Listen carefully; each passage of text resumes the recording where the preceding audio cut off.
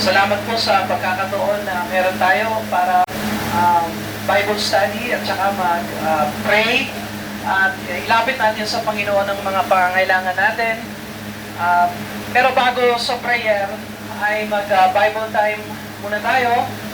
Magbasa tayo ng Bible at magbigay ako ng konting pangangaral sa salita ng Diyos. At pagkatapos ay dako tayo sa prayer, ay hindi naman ako magtatagal. Alam ko, time na magpahinga. So, hindi ako magtatagal dito. Pero thank you talaga sa opportunity na meron tayo na makapag-aral ng salita ng Diyos. Mag-pray muna tayo tapos punta tayo sa salita ng Diyos. Dakilang Diyos, salamat Lord sa araw na ito na binigay niyo po sa amin upang kami po ay makapag-aral ng salita ng Diyos. Upang kami po ay magbalik loob sa inyo at ilagay namin ang aming isip sa inyong mga salita. So Lord, bless po ninyo ang bawat isa na nandito, Lord. Bless po ninyo yung salita sa amin upang mabigyan po kami ng ginhawa at kapayapaan at direksyon, Lord. At may isaalaala namin sa aming isip ang inyong mga salita at ang inyong layunin para sa amin. Lord, bless po ninyo ang salita ng Diyos na maririnig po namin at ito po ay maging hamon sa amin upang marami ang magsisi at tunay na sumampalataya sa inyo. Salamat Lord sa Panginoong Jesucristo sa kanyang gawa, sa kanyang pagkamatay, paglibing, muling pagkabuhay ayon sa banal na kasulatan para sa amin. Bless po ninyo kami. Alang-alang sa kanyang pangalan, Lord. Ito pong aming dalangin. Amen. And amen. Sa Genesis chapter 4, ito yung kasaysayan sa Bible na pinatay ni Cain ang kanyang sariling kapatid. Pinaslang niya sa karumal-dumal na gawa ang pagpatay sa kapwa. Pero dito hindi lang kapwa-tao, kundi kanyang sariling kapatid na si Abel. At ngayon, tatawagin na siya ng Diyos para humarap sa isang paglilitis ng Diyos patungkol sa ginawa niya sa kanyang sariling kapatid. At ito ang mga verses na titignan natin sa Genesis chapter 4, verse number 9, hanggang verse number 12. Genesis chapter 4, verse 9, ang sabi ng Bible, at sinabi ng Panginoon kay Cain, nasaan si Abel na iyong kapatid? At sinabi niya, ayaw ko. Ako ba ay tagapagbantay ng aking kapatid? Sinabi niya, anong ginawa mo? Ang tinig ng dugo ng iyong kapatid ay dumadaing sa akin mula sa lupa. Ngayon, sinumpa ka mula sa lupa. Ibinuka ng lupa ang bibig nito upang tanggapin ang dugo ng iyong kapatid mula sa iyong kamay. Kapag binungkal mo ang lupa, ito ay di muling magbibigay sa iyo ng kanyang lakas. Ikaw ay magiging palaboy at pag-alagala sa lupa. So ito ang salita ng Diyos, ang paglilitis ng Diyos sa karumal-dumal na ginawa ni Cain sa kanyang kapatid dahil sa kanyang galit, dahil sa kanyang pagsiselos. Buhat ito ng ugat na kasalanan ng galit. Kapag hindi mo natin kinontrol ang galit, ay mauwi ito sa napakarami pang iba pang mga kasalanan. So tingnan mo, nung pumasok ang kasalanan sa buhay ni Adan na kanilang ama, ang kasalanan ni Adan ay sumuway siya sa utos ng Diyos na huwag kainin ng prutas. Pero itong pagsaway ni Adan ay namunga ng samot-saring kasalanan sa puso ng kanyang anak na si Cain. At hindi lang mamamatay tao itong si Cain, kundi siya rin ay isang mapagmataas na tao at dito, tinawag siya ng Diyos upang hindi dahil hindi alam ng Diyos kung ano ang nangyari. Alam ng Diyos ang lahat. Tinawag siya ng Diyos upang pagbigyan siya ng pagkakataon para siya ay magsisi. Kaya lang, pansinin mo yung sagot ni Cain. At sinabi ng Panginoon kay Cain, nasaan si Abel na iyong kapatid? Kaya alam natin ang Diyos, hindi siya nagtatanong na walang saysay. At hindi siya nagtatanong dahil ignorante siya sa mga nangyari. Alam ng Diyos ang nangyari. Pinagbibigyan niya lang si Cain na magsisi. Subalit ang sagot ni Cain, sabi niya, aywan ko. Hindi ho totoo yun, na hindi niya alam kung anong nangyari o nasaan ang kanyang kapatid. Ang totoo ay siya mismo ang pumatay sa sarili niyang kapatid. Kaya tingnan mo, ang bunga ng galit ay namunga ng pagpatay o pagpaslang sa tao, at namunga pa ito ng kasinungalingan at iba pang mga kahangalan. So ang kasalanan sa puso ng tao kapag hindi ito nasugpo o hindi ito tinutukan o hindi ito ikinokorek, ay namumunga ng marami pang iba pang mga kasalanan. Aywan ko, sabi ni Cain, ako ba'y tagapagbantay ng aking kapatid? So ngayon, sinisisi ni Cain ang nangyari sa kanyang kapatid dahil ang Diyos ay pabaya. Namunga na naman ang isa pang kasalanan, hindi lang kasinungalingan, kundi siya rin ay isang mapagmataas na tao. At sa sobrang niyang pagmamataas, pati ang Diyos mismo ay hinahamak ni Cain. Kasi ganito yon, Panginoon, kung sana binantayan mo ang aking kapatid, hindi siya namatay. So napakalaking atraso ni Cain sa Panginoon. Pinatay niya, kinain siya ng kanyang galit, pinatay niya ang kanyang kapatid, nagsinungaling siya, at ngayon, hinahamak niya ang Panginoon. At sinabi ng Panginoon sa kanya, ano ang ginawa mo? Ang tinig ng dugo ng iyong kapatid ay dumadaing sa akin mula sa lupa. So ito palang dugo na nung pinatay ni Cain ang kanyang kapatid, yung dugo ni Abel ay nabuhos, nadanak, na ilagay sa lupa, at ang dugo ni Abel ay tumatawag sa kalangitan at nananalangin sa Panginoon na nagsasabing, dakilang Diyos, bigyan mo ako ng hustisya, bigyan mo ako ng paghihiganti. Nasa English or sa Tagalog, sabi dito, ang dugo ng iyong kapatid. Etong Tagalog ay base sa salin sa Hebreo, dahil ang Old Testament ay sinulat sa Hebreo. Pati rin ang English, nakasalalay yan sa Hebreo. Ang Hebreo ng dugo, dito sa Genesis chapter 4, verse number 9, verse number 10, ang tinig ng dugo sa Hebreo ay plural or maramihan. So kung tagang sinabi ng Panginoon kay Cain, ang tinig ng mga dugo ng iyong kapatid. So tingnan mo kung paano pinatay ni Cain ang kanyang kapatid, hindi lamang nasawi o naputol ang buhay ng kanyang kapatid, ganon din napatay ni Cain ang mga apo at ang lahi na dapat na lumabas sa buhay ng kanyang kapatid na si Abel. Sinisingil ng Diyos sa kamay ni Cain ang mga dugo na nabuhos nung pinatay niya ang kanyang kapatid.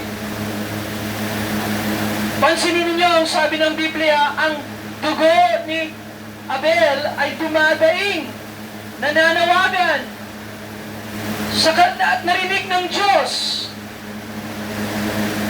Tumatawag ang kanyang dugo at nagsasabing, higantihan mo ako, Panginoon.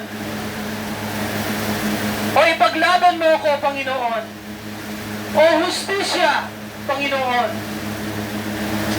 At narinig ng Diyos, sinabi niya, ano ang ginawa mo? Ang tinig ng dugo ng iyong kapatid ay dumadaing sa akin mula sa lupa. Ngayon, sinusumpa kita mula sa lupa. Ibinuka ng lupa ang bibig nito upang tanggapin ang dugo ng iyong kapatid mula sa iyong kamay. So siningil ng Diyos ang hinaing ng dugo at o mga dugo ni Abel. At bibigyan niya ngayon ng hustisya sa kanyang paglilitis kay Cain, sa kanyang kahangalan at kasinungalingan, pagpaslang at pagmamalaki sa Diyos. Sa Bible, may isang dugo na mas mainam pa at mas maigi pa kesa kay Abel. Ayon sa Hebrews chapter 12 verse 24, ang dugo ng Panginoong Yesukristo ay siya ring dumadaing at nananalangin. At mas higit pa ito, at mas mainam pa ito, at mas mabuti pa ang dugo ng Panginoon Yesukristo kesa sa dugo ni Abel. Hebrews chapter 12 verse 24, ang sabi ng Bible, at kay Jesus na tagapamagitan ng bagong tipan at sa dugong iwinisik na nagsasalita ng lalong mabuti kesa sa dugo ni Abel.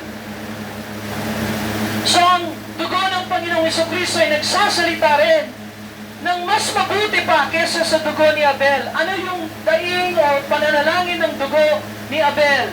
Hustisya, paghihiganti. Pero ano ang daing o pananalangin ng dugo ng Panginoong Yesukristo na mas mabuti pa, mas higit pa, mas mabuti pa kesa sa dugo ni Abel? Ang dugo ng Panginoong Yesukristo ay tumatawag, tumadaing, lumalapit sa Diyos at nagsasabing, grasya, kapatawaran. Amen? Kaya mas higit pang mas mabuti ang dugo ng Panginoong Yesukristo dahil si Kristo inialay niya ang kanyang sarili bilang sakripisyo para maging tubos sa ating mga kasalanan.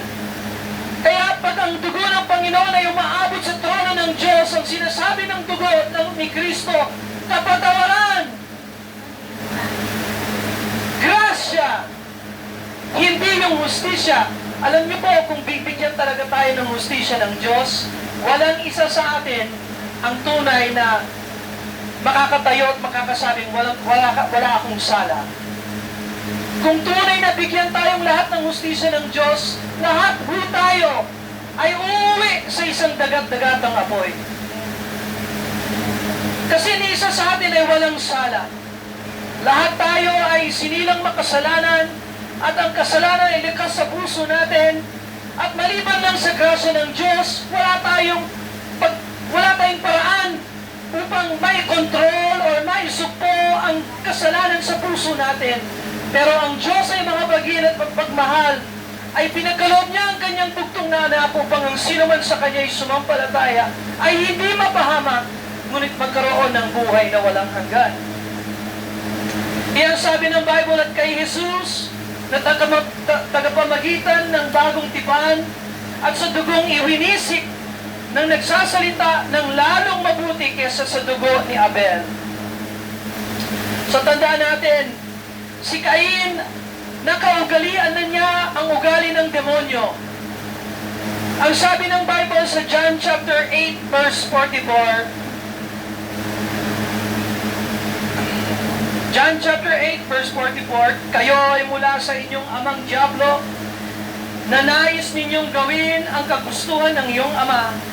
Siya ay mamamatay tao buhat pa sa simula at hindi naninindigan sa katotohanan.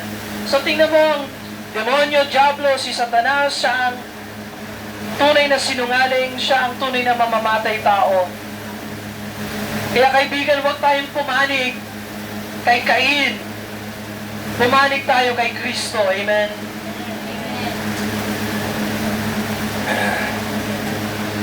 So, anong ginawa ng Diyos natagpuan niya si Cain na may sala, si Cain na pumatay, pumaslang sa kanyang kapatid. Ang hatol ng Diyos sa kanya, mababasa natin ito sa verse number 11, Genesis 4:11. Ngayon, sinumpa ka mula sa lupa. Ibinuka ng lupa ang bibig nito upang tanggapin ang dugo ng iyong kapatid mula sa iyong kamay. Kapag binungkal mo ang lupa, ito ay di muling magbibigay sa iyo ng kanyang lakas. Ikaw ay magiging palaboy at pag-alagala sa lupa. So naalala natin ang trabaho ni Cain before na lahat itong mga karumal-dumal na bagay nangyari.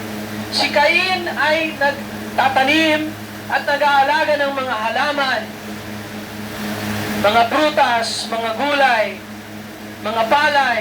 Yan ang trabaho ni Cain. Pero ngayon sinumpa siya ng Diyos at sinabi ng Diyos, kapag binungkal mo ang lupa, ito ay di muling magbibigay sa iyo ng kanyang lakas. So kahit na gaano ka-expert si Cain sa pagsasaka o sa pagtatanim o sa pag-aalaga ng lupa, sa pag-aalaga ng mga halaman or whatever, ang sumpa ng Diyos kay Cain, kapag binungkal mo ang lupa, ito ay hindi muling magbibigay sa iyo ng kanyang lakas. At hindi lang yon, sabi ng Panginoon, ikaw ay magiging palaboy at pag-alagala sa lupa. Gayunpaman, kahit na napakabigat ang hatol ng Diyos kay Cain, hindi pa uli ang lahat dahil hindi naman binawi ng Diyos ang buhay ni Cain. Is that correct? Ibig sabihin, may pagkakataon po si Cain. Kahit na nasa ilalim siya ng sumpa ng Diyos, ay pinagbibigyan pa rin siya ng Diyos ng oras, ng panahon upang magsisi, upang sumampalataya sa Panginoon. Alam mo kaibigan, sa Galatians chapter 3 verse 13, last verse na i-share ko po sa inyo. Galatians chapter 3 verse 13, sabi ng Panginoon sa kanyang salita, tinubos tayo ni Kristo mula sa sumpa ng kautusan, nang siya'y naging sumpa para sa atin. Sapagkat nasusulat, sumpain ang bawat binitay sa punong kahoy. So si Kristo, nung siya ay napako sa krus, siya ay naging sumpa. Kasi inangkin niya yung sumpa na ilinapag ng Diyos sa kasangkatauhan. Nung bumagsak si Adan sa kanyang kasalanan, lahat doon tayo nasali at nasawi sa kanyang pagbagsak. Ang buong sangkatauhan ay sumasailalim sa sumpa ng Diyos. Kaya pala, kahit na gaano tayo ka-expert sa mga napag-aralan natin, kahit na meron kang degree o wala kang degree, lahat tayo ay nasa ilalim ng sumpa ng kasalanan. Pero nung nagkatawang tao si Kristo at siya ay napako sa krus, ibinuhos ng Diyos sa kanyang lahat ng sumpa, lahat ng kasalanan, at siya ay naging sumpa bilang kapalit natin. At maaari tayong mawala sa ilalim ng sumpa ng Diyos. Sabi ng Bible, tinubos tayo ni Kristo mula sa sumpa ng kautusan nang siya ay naging sumpa para sa atin, sapagkat nasusulat, sumpain ang bawat binitay sa punong kahoy. Kaya kaibigan, magpasalamat tayo sa Panginoong Jesucristo na siya ay namatay, inilibing at muling nabuhay ayon sa banal na kasulatan. Siya ang tumubos sa atin para hindi na tayo ang sumalo sa sumpa ng Diyos. Dahil sa ating kasalanan, maaari tayong magsisi. May panahon pa, may oras pa, amen? Hindi pa huli ang lahat. May pag-asa kung nais mo talagang magbago, babaguhin ka ng Panginoon. Ang Diyos ang magbibigay sa iyo ng kakayahan at lakas at ability at pamamaraan na kung paano maaari kang mabago kung gugustuhin mo lang at hayaan mo ang Panginoong Jesucristo ang magbigay sa iyo ng liwanag sa iyong kadiliman. Ang sumpa ng Diyos ay hindi dapat ang wakas. Ang wakas natin na sumasampalataya kay Kristo ay buhay na walang hanggan. Nakapiling ang Diyos balang araw. So ito ang lesson natin, ito ang magandang balita. Si Kristo ang ating tagapagtubos, siya ang ating kapalit. Kung paano siyang namatay sa krus, binuhos ng Diyos kay Kristo ang lahat ng ating kasalanan, maaari nating talikuran ang ating kasalanan at tanggapin si Jesus Christ sa ating buhay upang kukunin niya ang ating sumpa at ang ating kasalanan at ipagpapalit niya, ibibigay niya sa atin ang kanyang kabanalan, ang kabanalan at katuwiran ng Diyos. Yan ay maaaring mapasayo kung ikaw ay tunay na magsisi at sumampalataya. Huwag nating gayahin si Cain na nangangatwiran, na kinokorek pa niya ang Diyos, sinisisi pa niya ang Diyos. Napaka, kung tutusin, bastos. Napaka yabang, napakakapal ng mukha ni Cain. Na ang Diyos mismo, ang sa isip ni Cain ang may sala kung bakit anong nangyari sa kanyang kapatid. No, tayo ay magbalik loob sa Panginoon. Lapitan natin ang Panginoon ng may pagsisisi at may pananampalataya at angkinin mo sa iyong sarili na meron kang tagapagligtas at meron kang tagapagtubos para sa iyong mga kasalanan. At never kang mag-iisa dahil lagi mong kapiling ang Diyos. Kasama mo siya. Kahit nandito ka, kahit saan ka man mapunta, kung ikaw ay lumapit sa Panginoon, ang pangako ng salita ng Diyos ay ang Panginoon ay lalapit din sa iyo. Amen? Amen. Let's pray. Dakilang Diyos, salamat Lord sa salita ng Diyos na nagbibigay sa amin ng ginhawa, nagbibigay sa amin ng kapayapaan, sa pag-iisip Lord, sa mga pangangailangan namin Lord. Salamat na si Jesucristo ang sagot. Salamat sa gawa niya upang kami po ay matubos sa aming mga kasalanan. Lord, i-bless po ninyo ang inyong salita. Magbukas po kayo ng mga puso, Lord, na tunay na kami po ay manumbalik, Lord. Tunay na kami po ay tumawag sa pangalan ng Panginoon upang kami po ay tunay na maligtas, Lord. Inaamin po namin na kami po ay makasalanan, di karapat-dapat, pero kami rin po ay umaasa sa Panginoong Jesucristo. Bless po ninyo kami, hindi dahil sa aming pangalan, kundi dahil sa pangalan ng Panginoong Jesucristo. Amen.